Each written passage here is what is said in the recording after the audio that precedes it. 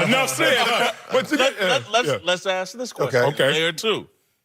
Will KD be a real challenger to Jordan's legacy and throne? No. And it's unfortunate. This is not even my take. This is just my assessment of how the barbershop is going to let this roll. And you know how the world barbershop. Yeah, this is how this is going to go. They already slicing KD up. He's not even looked at as a whole person and player like Jordan was. It's great. You talk about Michael Jordan, he's a great player. You talk about KD, great scorer. Oh, one of the best shooters all time. They already got him in subcategories. I'm like, that's not fair. And then they slice him up another level. They start talking about his championships and start putting an asterisk by it. This is the Kobe effect. Kobe Bryant won 3 championships with Shaquille O'Neal. And everybody was walking around and said, okay, Kobe, I see you 3-time champion. And then the other side of the fence was like, did you really win 3? And then I thought Kobe was buying into the fact, I got 3. I mean, throw them on the table. And then he won his 4th one. And he acted like it was his first. Then I realized, oh, Kobe listening to them too. So they can slice you, and they doing that to KD right now. Is it really the back-to-back finals MVP 2 times for you, or is it you and Steph, what you got to do when you leave? If he wins another one somewhere else, that's not going to be enough. And I don't think they're giving him proper credit for where he is right now. And they're not giving him proper credit, but to the people who know basketball, they know that KD is an all-around great basketball player. He defends at a high level. He passes the ball at a high level. He rebounds at a high level. I mean, it's nothing really that Kevin Durant cannot do. And to me, I think he's on the verge of being one of the all-time greats. I mean, at the route he's going, listen, everybody say, oh, he went join the Warriors. KD didn't go call the Warriors and say, hey, I want to come over there. No, they recruited Kevin Durant. So that means the Warriors needed Kevin Durant. Kevin Durant didn't need the Warriors. He could have went anywhere. But that's not how the story goes. But I know, but this is how it is, though. Yeah, I get you know, it. Here's the pushback, though. Because Jordan got the 6 rings, and he did it in Chicago. KD got his, and if he gets another one this year in Golden State, like Marcelo says, an asterisk. Even if KD chooses to leave, and let's say he goes somewhere else and wins another 1 or 2 championship, it puts him in that stratosphere, maybe the top 5. Because from a skill perspective, straight skill perspective, no doubt. I mean, it's no one on the planet that touches his skills. No. But that part of it that, okay, those other couple championships were assisted by this, but Jordan did it by himself, Kobe. Now, I think he'll be ahead of Kobe, but I think to catch Michael, you got to start from a fresh slate in regards to kind of winning that in a different manner. It has to be perfection. I just think I'm a journalist, I'm a storyteller. I create narratives.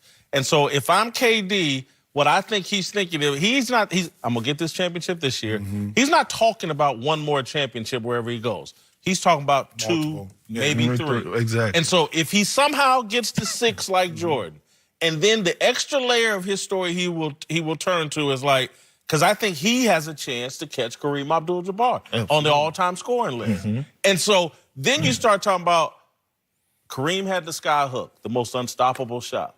The second most unstoppable thing is the 7-foot KD who can hit you from anywhere on the floor. That his length, and that's why Doug Gottlieb came in comparing him to Kareem, is like, man, these 7-footers, they got a little aloofness to them. And then this unstoppable shot. When this dude, he done took Dirk Nowitzki's one-legged shot to a whole different level. He's unguardable. The most unguardable human being. He hit one in game 1 against Houston. Can I ask you a question, though, from a journalistic perspective? And I say this about time frames. That we're living in a time now, and we're coming off the back end of Michael Jordan, LeBron. So the journalists writing stuff lived in that era. The people that are going to be writing the stories 10, 15 years from now grew up with Kevin Durant and LeBron James. How does that narrative change from their perspective in that conversation? Because you know what I'm saying, you know? Because I think what KD is thinking in his mind, and again, I think he's like Michael Corleone, plays it close to the vest. He keeps LeBron close. He's not adversarial with LeBron, but he's like, we 3-3 now, championships after this year. And I'm getting more, you're not. But see, that's right. Hey, don't let this air-conditioned studio fool us, man. Let's go into the hot barbershop. And you've been there a lot lately. I see you tight. My boy Whitlock real tight right now.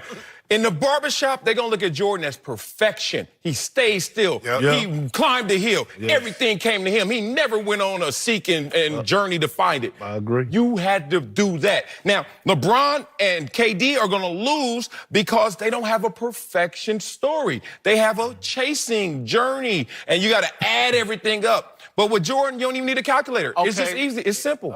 If I'm in that barbershop and people are going to make that argument, and again, I'm not arguing. Jordan, to me, will probably still be the GOAT. Okay. However, the other argument I would make is like, hey, man, Kevin Durant played in an era where there was someone more physically gifted than him. Say it. Michael Jordan did not. Say it. Magic Johnson, Larry Bird were not his equals in talent. Wow. Isaiah Thomas was too small. Michael Jordan had a physical advantage. Yep. Kevin Durant, with playing in the LeBron era, didn't have that physical advantage. And here he is going to end up with more titles potentially than LeBron and maybe more points. He'll have an argument. Somebody gonna look. That'd be $8. Who next? Like if you physical greatness, like that's like Deion Sanders. That doesn't matter. It does, but it's so low on the total pole in terms of conversation. People gonna say 6 rings. You gonna say, but he was more physically dominant. 6 rings, and it just but that's the old heads in the barbershop. The younger generation who grew up with these guys go give you a totally different perspective because this is how they grew up in the era where it didn't matter if you went to a different team. Those are the guys that are going to be writing the narrative 15, 20 years from now. Yeah, but you're going against the narrative of folklore. But listen, folklore. Wilt Chamberlain was the greatest, then it was Kareem Abdul-Jabbar, then it was this, because the narrative of the people writing the story changed. No, Jordan has the greatest lead ever because he didn't grow up in social media, didn't play during it, and his warts were suppressed because we weren't conversing about everything he did every single day. Now, that protects him. But 20 years from now, the people that are writing the storylines are the young people that grew up with these guys. They didn't see Jordan play. They don't even know what's there. What they do know is what LeBron did, what Steph did, what Durant did, and they're the ones, they might not even be using pen and paper then. I don't know, they might be using something else. I don't know. All right, stick around later in the show. We'll give you our latest approval ratings for Kevin Durant, and Uncle Jimmy will give us his take on KD. Also coming up, looks like the Rockets' anger at the